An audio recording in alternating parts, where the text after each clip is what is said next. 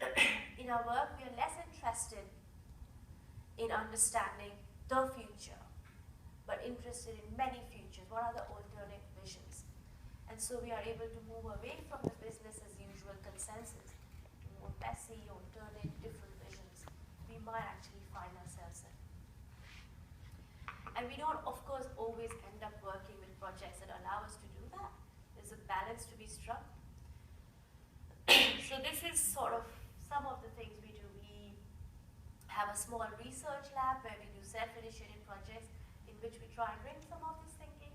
But we also work for clients where we try and push that agenda. Sometimes we are successful, sometimes we're not. We do a tiny bit of publishing, a lot of making, hands-on making, and a bit of teaching.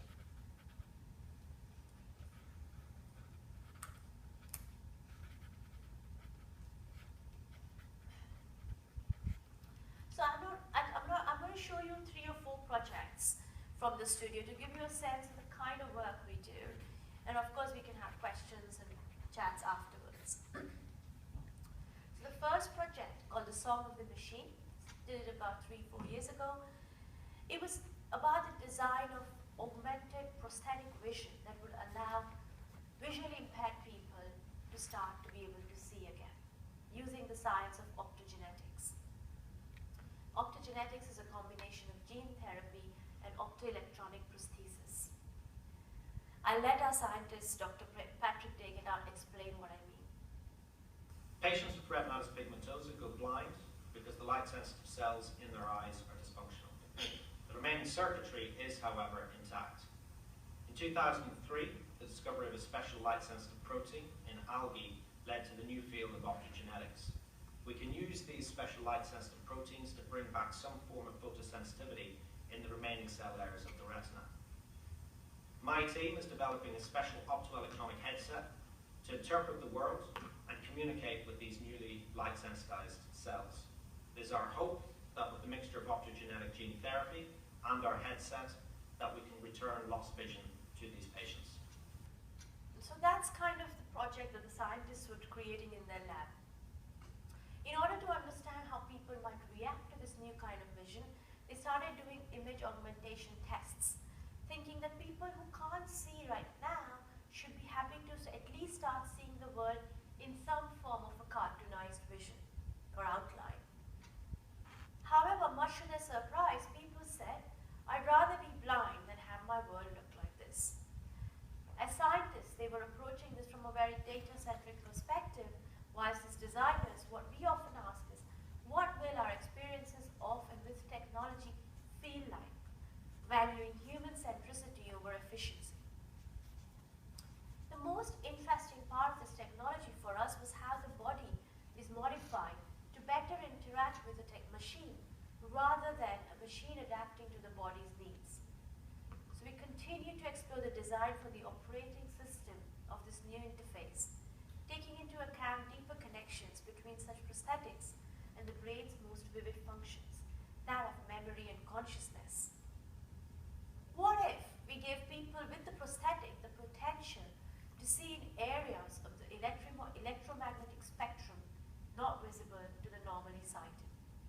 So we actually work with specialist camera equipment to film in these different spectrums and get a real sense of what the world will look like. These are images of me and my partner in crime, John. Whilst the infrared lens gave me white skin and blue eyes, the UV exposed John's misadventures with the sun. So now I'll show you clips of short film that we made to imagine how a visually impaired man will live with this technology and this new prosthetic.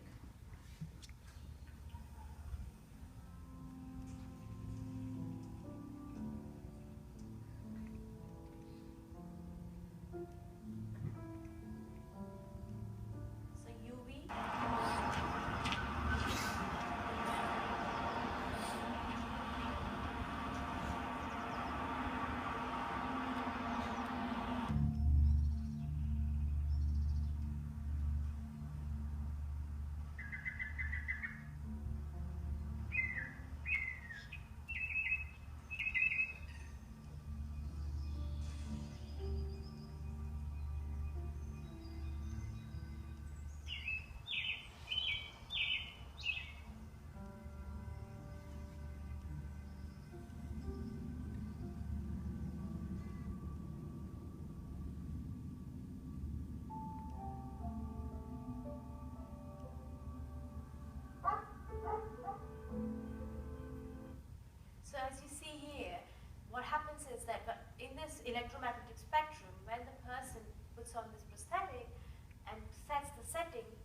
start seeing like bees and butterflies. So in the UV field, they'll be able to see colors in flowers and plants and in nature that only insects such as bees and butterflies can see. Or another film, which is thermal imaging. So he can start seeing basically far infrared.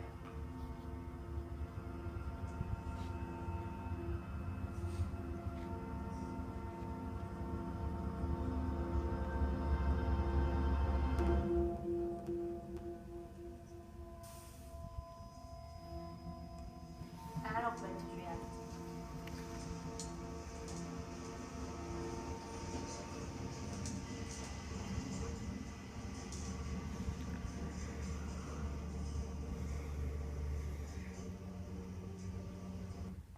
So this was a speculative vision that we created in order to start showing the scientists the potential of their own technology, which they had not considered so far. It demonstrated to them a new way of looking at their own work, and moving forward, we started doing a lot more ethnographic work, working with the end users to design a product that would actually work. So that was what I might call a lab project. On the consulting side, recently, we've been doing a more hands-on project around the local community. We recently developed a platform called IOTA, the Internet of Things Academy. It's an advocacy platform that aims to empower people to create change within their communities by using sensors to measure things that they care about and collect evidence. So you might have heard of this thing called the Internet of Things. The idea is that there are sensors that can be connected to the internet and they collect data, and then people read this data and can make sense of it and use it for various purposes. So we are using it for a project called Buggy Air. What we found, especially where I live in London, is that ground level air pollution is the worst, and young infants and babies who are constantly pulled around in prams in the ground level area are the worst affected by air pollution and has unbelievable long-term health implications from all the way from asthma to severe lung impairment and so on. And so what we realized that the work so far has been to measure air pollution at a height from a static thing, which is completely different to mobile personal exposure to air pollution, which changes from place to place. And so we wanted to really understand how air quality is measured and understood in our cities. And so we are starting to design this kit. It's a prototype. It's really hands-on approach. We've got these very accurate, really accurate particulate matter sensors, carbon monoxide sensors, nitrogen dioxide sensors, and we are creating these very simple prototypes. This is a prototype. The final product will be much smaller, but we are creating these prototypes. We're creating research kits with it, and we are trialing them with about 40 parents and carers currently to understand that once they use it, how does their behavior change, that data that they are collecting, what would they like to do with it? Do they want to go to their local politicians? Do they want to show the data in the House of Commons? Can we facilitate that? And so on. So it's a very hands-on project, but it, in a way, is about changing the narrative and putting the technology in all its aspects, all the invisibility of the technology. How do you make it visible to people whose lives are dependent on it? In the same line of work, there is this whole trend around the Internet of Things and healthcare around remote tracking, remote sensing. The idea being that if you have elderly parents and if you have elderly people you cannot care for because they live far away, let's send them this gadget so that we can keep an eye on them, monitor their well-being at a distance. It's becoming hugely popular. So we did a project and we found that that's perhaps not quite true in a sense that do people want to be monitored? Do elderly people want to be monitored and measured? And is it as simple as this kind of one-size-fits-all care devices? And so we created a short project in which this is a short film. Thomas, age 70, has been given smart devices by his 3 adult children who live far away so that they can monitor their father's well-being. A smart fork to monitor his diet. A smart cane to monitor his exercise. and a smart mattress to monitor his sleep. And these products are starting to exist. Many such products already exist. Finding the constant nudges of the devices intrusive, Thomas stopped using them, only to be nagged by his children. So he looked. They kept texting him, "Dad, why aren't you using this? What are you doing? Can't get any data. What's going on?" So he looks for ways to outsmart the devices. I'm going to show you just a small clip of that film. It's called Uninvited Guests. You can have a look at the full film online. GMT. Cow in Sierra Shannon moving slowly eastwards and south. Sorry, that should be low in Sierra Shannon. And now the area reports. Viking, north of Sierra, south of Sierra, rain at times, good. Westerly becoming cyclonic, good. Humber, Thames, Bedford, Leyland Down, Dover, Seoul, Hague, rain at times, good. White, Portland, Plymouth.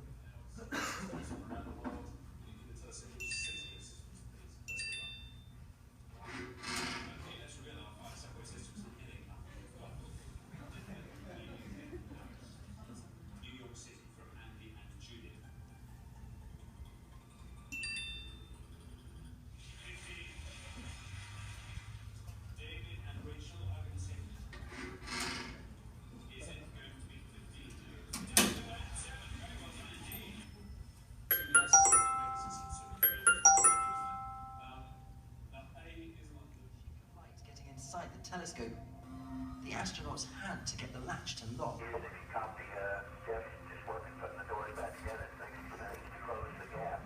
And we're going to press on. If you've got a way to do it, do it. Trap and a ratchet. Floating Story Musgrave improvised a solution.